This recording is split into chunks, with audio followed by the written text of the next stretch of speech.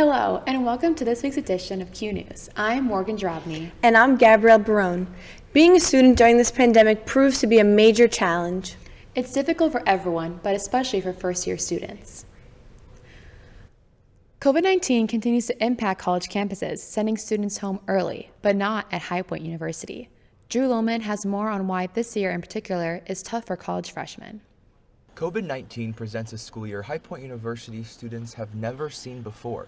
For upperclassmen, it's an adjustment, but they've already planted roots on campus. For freshmen, it's a different story. Now here in the Wanek Center, there are many cool things for students to enjoy, such as a cinema, an arcade, and even a steakhouse. But what freshmen are saying is that they have no one to enjoy these cool opportunities with. And that's a major concern for many first-year students.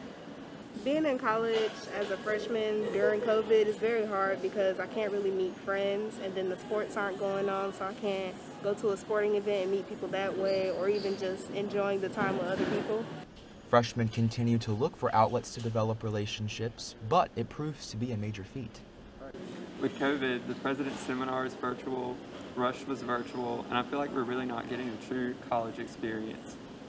High Point University has safety measures in place regarding COVID-19 prevention, such as health check stations, allowing students to stay on campus.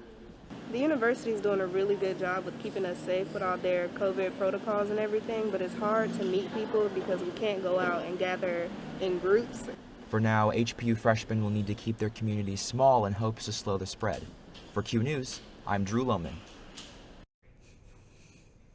High Point University continues to monitor COVID-19 cases with hopes to finish the semester.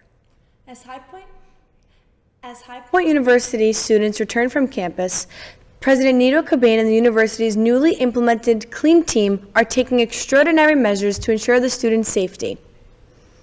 The university's Clean Team frequently disinfects door handles and railings while also providing sanitary wipes for students to wipe down on their desk. HPU now has sanitizing stations in the entrance of each academic building for the students to use throughout the day. In addition to the sanitizing stations, the university places reminders to remain 6 feet apart. As schools open, High Point University is one school that continues to make tremendous strides in the safety of students and staff. HPU is taking the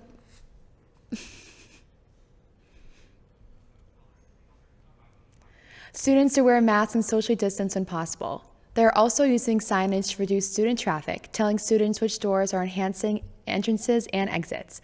Finishing the semester on campus seems to be a very ambitious goal for the university.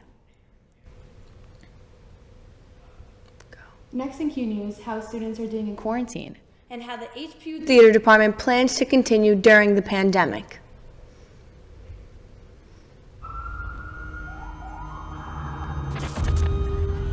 Opiates has taken everything and everyone I've ever loved away from me. Everything. I blew my ankle out and I got prescribed pain pills by my doctor. If making my detox public is gonna help somebody, I'm all for it. I just wish I would have had a warning. Opioid dependence can happen after just 5 days. Know the truth, spread the truth. HPU saw a spike in COVID cases last month, but as of now, positive COVID-19 cases seem to be under control. Morgan Kay has more on what the quarantine experience was like for students. Students at High Point University are handling quarantine a lot differently than you think. High Point is doing amazing. Senior Sean Parent is actually excited to learn during this time. It's still kind of in a way exciting to learn how we're trying to make the best of the situation. So yeah, I appreciate it actually. Our school has done a lot to take care of us. Although many students return to campus reluctant amidst the pandemic, students both on campus and in quarantine feel comfortable in which the way High Point University is caring for them.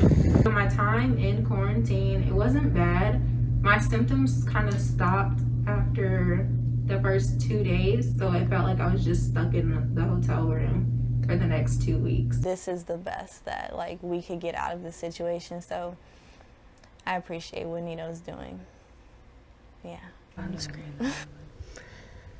The university hopes to see a decrease in COVID cases so students can continue in-person classes this fall.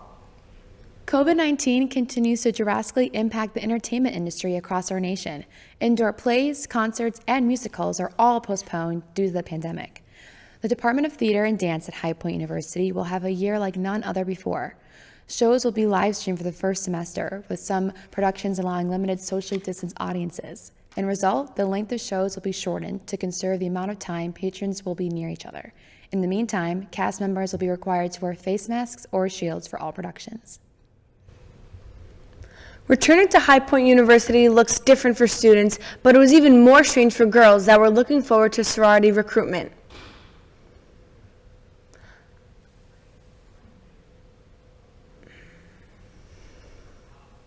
All recruitment rounds took place via Zoom over a 3-week span, starting with sisterhood and ending with bid day. All recruiters acted as if the recruitment took place in person, which ensured that everyone would still have a great experience. Despite the unusual semester, sororities are excited for what this year has in store. That's it for Q News. Up next for Q Sports, how students are staying active. And updates on the NBA and WNBA finals. I'm Morgan Drobny. And I'm Gabrielle Barone. Have a good night.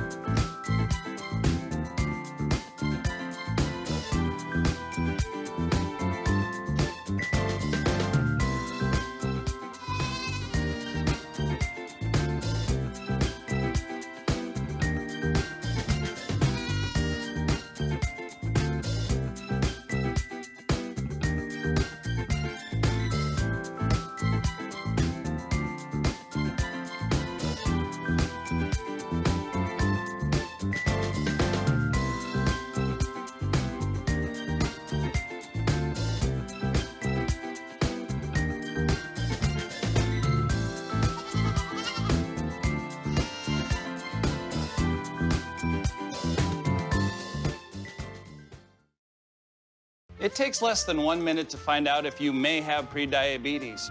You can do it here. You do. But you probably won't. You're busy. Kids, work, show coming back in 48 seconds.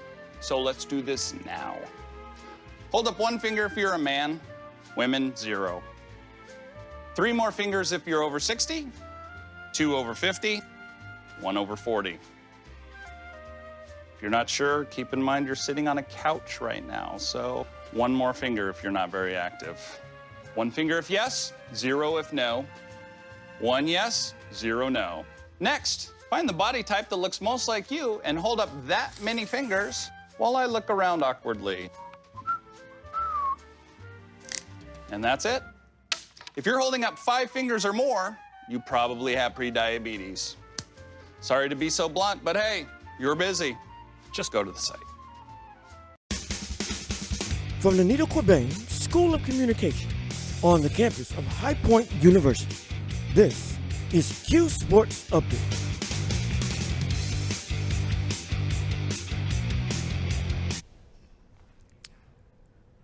Good afternoon. I'm Tanner White alongside Kaylee Tolleson. Welcome to Q Sports Update.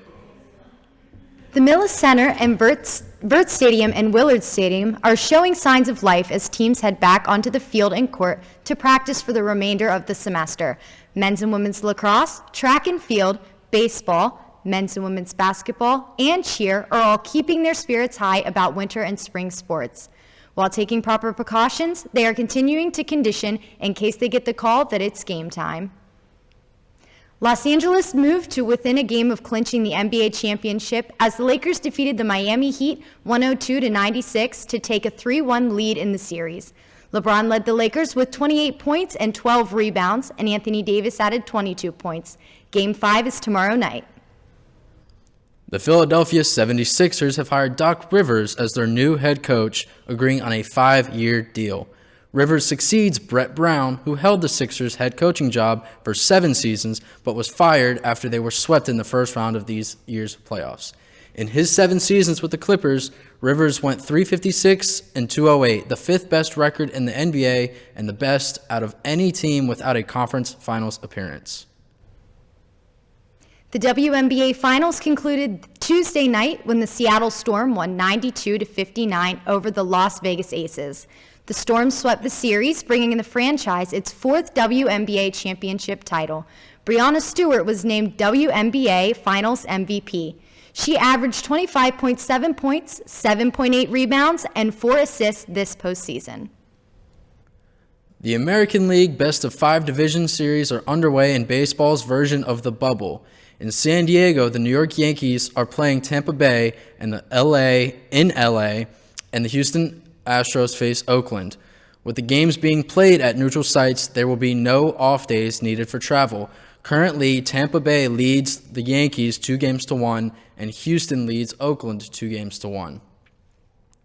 The National League playoffs have started in Texas, with Miami playing Atlanta and San Diego taking on the Los Angeles Dodgers.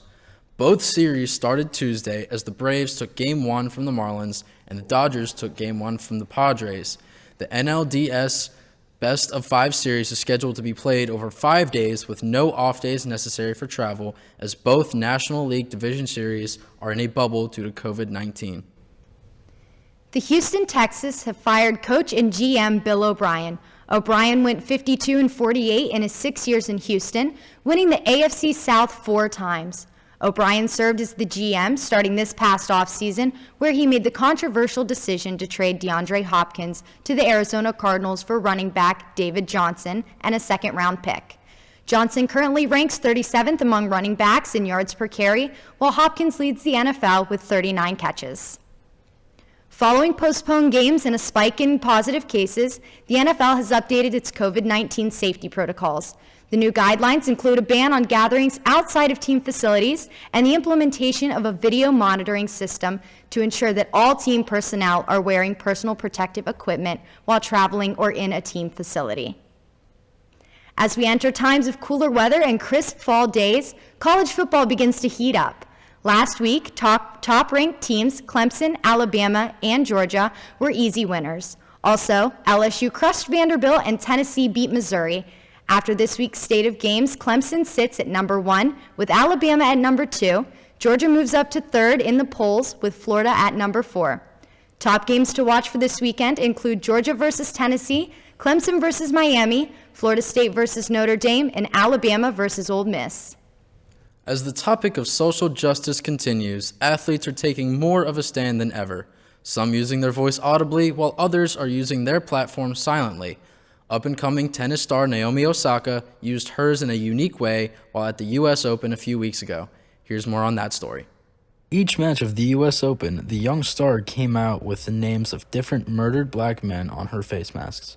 There are stories that needed to be told, and for me personally, some of those stories affected me a lot. For me, I think the one that most affected me was Trayvon Martin, because I was young when that happened, and I just remember it shaping a little bit the way that I think. These include the names of 23-year-old Elijah McClain, 32-year-old Philando Castile, and 25-year-old Ahmaud Arbery. For me, I just felt like it was important to hopefully use my platform for something good. I wasn't sure, that the reach it would get, but I just felt like while I'm here, while for some reason there's a TV camera on me, I might as well use it to the best of my ability. After her recent victory, she posted this on her Twitter. All the people that were telling me to keep politics out of sports, which it wasn't political at all, really inspired me to win. You better believe I'm going to try to be on your TV for as long as possible. I want people to think about what I said. So for me, honestly, if someone has a genuine curiosity over the things that I say, that's better than me being loud and abrasive and trying to force my opinion on them. So I think a discussion is better. Osaka says that she wants people to think about what she says rather than be loud. This is Tanner White from Q Sports Update. Thank you for tuning into Q Sports Update. I'm Kaylee Tollison with Tanner White. We'll see you next week.